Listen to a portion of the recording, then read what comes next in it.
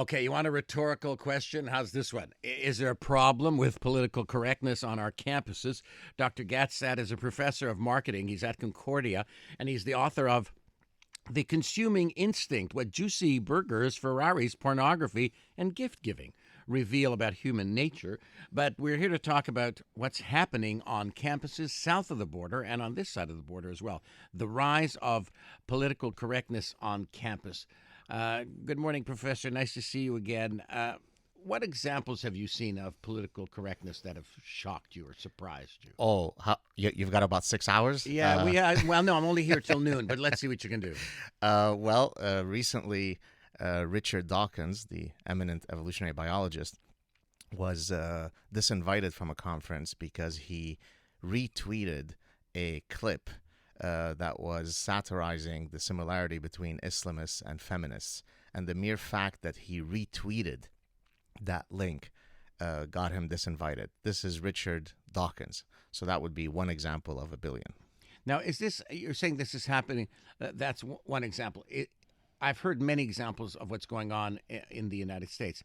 Is it coming here? Is it coming to Canada on campus? Right. So the old expression that when the U.S. sneezes, Canada catches a cold is exactly operative here.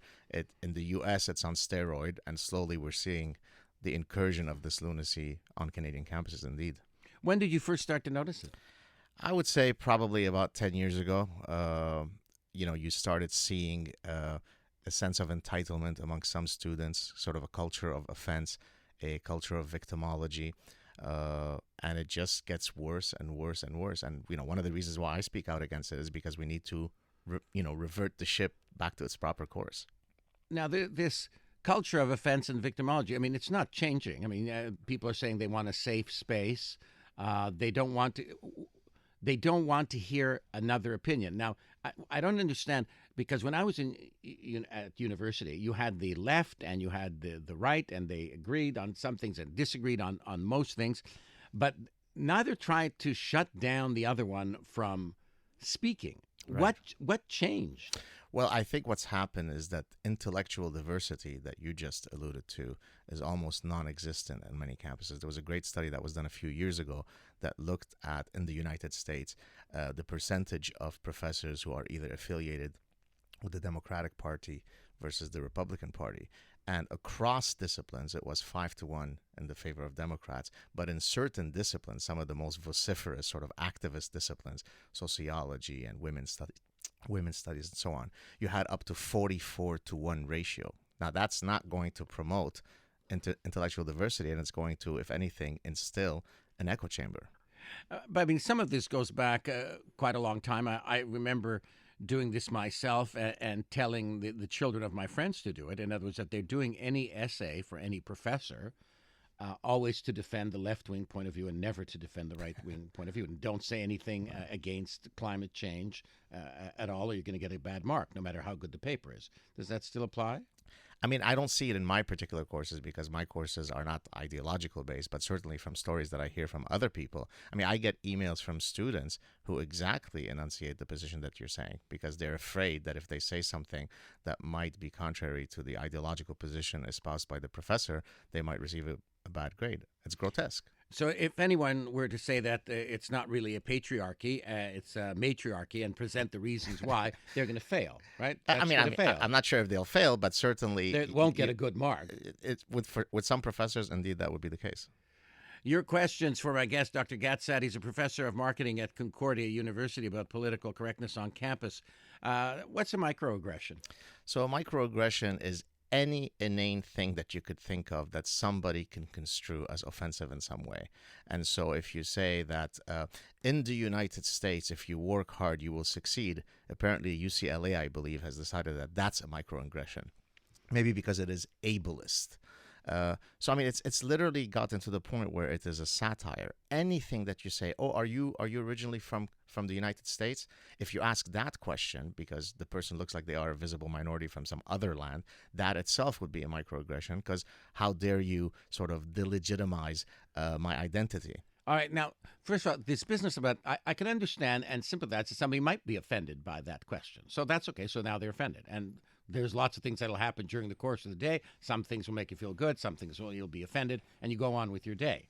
I mean, isn't that the way it should be? Right. Well, I think that's exactly it. You're infantilizing life, basically, right? I mean, for those of you that some of the readers who may not know my personal history, I mean, we escaped the Lebanese Civil War. We escaped execution. That's trying to escape and head to a safe space called Canada. But when now everybody infantilizes every possible faux pas, in some cases not even a faux pas, you're making a mockery of daily interactions. My guest is Professor Saad. This texter wants to know how much are professors and faculty responsible for the PC culture by pushing their agendas and by cultivating the culture of grievance mongering. Well, in fields that are, as I said, very much sort of activism laden, I would certainly place part of the blame on the professors because they like to have an echo chamber. I mean, in fields such as in engineering or in biology, it's a lot more difficult to push an activism agenda. But in sociology and in women's studies and in humanities and so on, this is where you get some of the sort of more egregious cases of brainwashing. This texter, this listener saying, Tommy, I love when you speak about this. It's very disturbing. As a person of color myself, I want the discourse. I want the person to say why they think some races are superior. I want to disagree. I want to argue. I know for a fact that ISIS doesn't have to worry about taking over the world. We're raising adults who are soft, full of anxiety, and oversensitive. Your guest is absolutely right. Well, so it's not a matter of all minorities feel this way at all. Like in this case, this woman who's a member, a minority, a person of color, she doesn't like the idea. So I'll give her some people that she could follow who are also people of color. Larry Elder, who is also known as the Sage of LA, is a black gentleman who despises these types of movements. Thomas Sowell, a black conservative economist, is another one that you might want to check out. So yeah, it's absolutely the case that it's not only the white patriarchy that imposes these types of stupidities. Very good question from this listener. Why are female teachers always allowed to take up class time to express their feminist views, but male teachers are often placed in some weird position where they can't be against feminism and at the same time look dumb by supporting it? I mean, I can't speak to the particular case. I could tell you that if in certain classes, I mean, if you go into a women's studies class, if you simply say that there are innate sex differences, that itself would be heresy. So the idea that all sex differences are socially constructed is what is de rigueur in a women's studies program. So yeah, you take a lot of risks by going against the feminist talking points. This texter saying, I love the sad truth. This speaker, amazing. Check out his talk on the subject at the University of Ottawa. Thanks for having him on, Mr. Saad. Thank you for speaking out. Thank you. Another listener is very worried about microaggressions. He says, if I may be permitted without causing a microaggression, I believe I feel offended already. What you're trying to say throughout this interview is that we no longer have the right to be wrong. We're going to continue our discussion about the patriarchy, the matriarchy, microaggression, political correctness, and cultural Marxism. What's cultural Marxism? We're going to get to that in a moment as well. My guest is Dr. Saad. He is a professor of marketing at Concordia University right here in Montreal, the author of The Consuming Instinct, What Juicy Burgers, Ferraris, Pornography, and Gift-Giving Reveal About Human Nature. Join the conversation, 514-790-0800. You can give us give us a call, or you can text your message, your comment, your question to 514-800. Dr. Saad is my guest. He's a professor of marketing at Concordia University, author of The Consuming Instinct, What Juicy Burgers, Ferraris, Pornography, and Gift-Giving Reveal About Human Nature. Shall we go to the phones? 514-790-0800. Oh, look at that. Stan's on the line. Good morning, Stan. Do you have a question? Yes, good morning, Tommy. I'd like to ask the professor, in reference to microaggression, does it refer only, which I presume, to perceived slights on the left?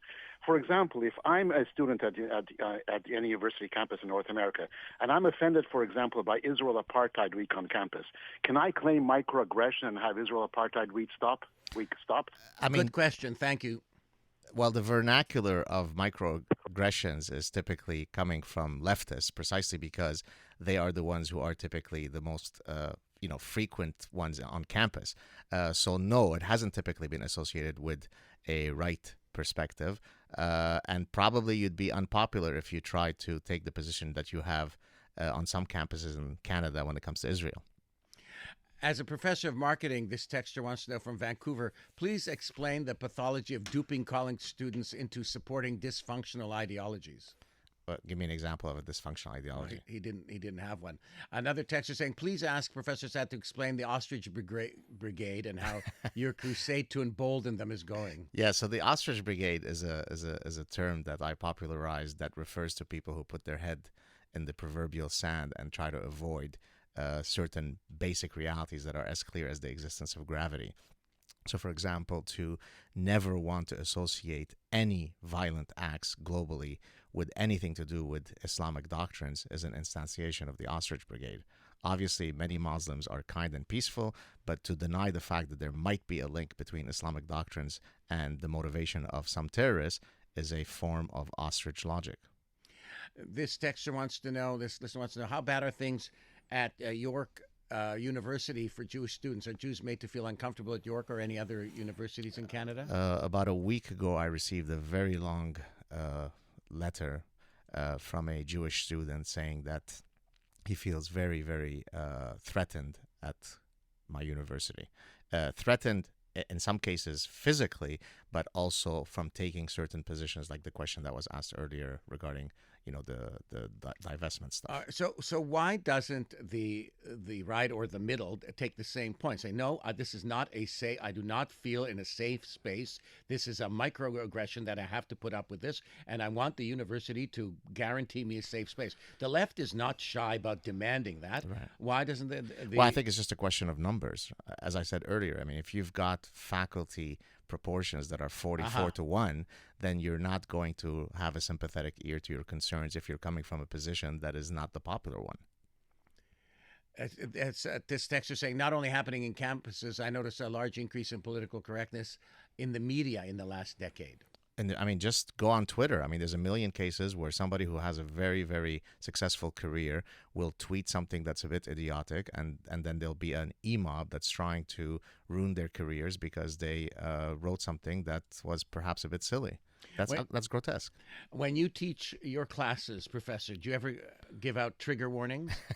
Well, I've started giving a trigger warning in a satirical manner. Basically, I say that trigger warning, life is a trigger warning, right? If you've got a functioning brain, you're going to be exposed to certain unpleasant realities and, grow a pair and get over it.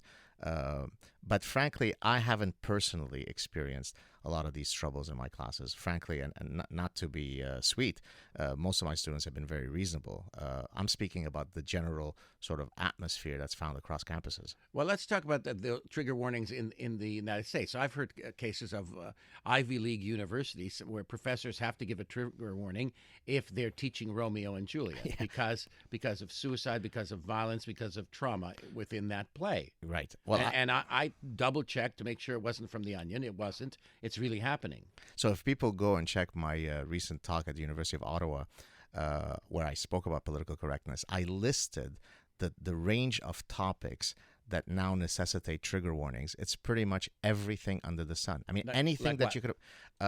pregnancy, consensual sex, war, crime. So if you're going to talk about any of this in a classroom, you have to warn the students anything, medical in advance. Procedures, anything, right? I mean, so literally anything that I would talk about as an evolutionary scientist would probably necessitate a trigger warning. So with medical procedures, does this mean the student can opt out? In other words, that they hear this trigger warning, this is just going to traumatize them, so they have to leave the class. Can they opt out of it and still continue the class and still get a good mark? I mean, it doesn't necessarily mean that they can opt out of the course, but it's that, you're being empathetic as a professor by warning people that there might be material that might make them feel uncomfortable. So in the same way that, let's say you've got a commercial on TV about animal abuse, and I think it is correct to say, hey, if you're worried about these issues, turn away now. Right. They've taken this original good idea and put it on steroid, and it becomes very difficult to have a discussion of anything because everything could trigger somebody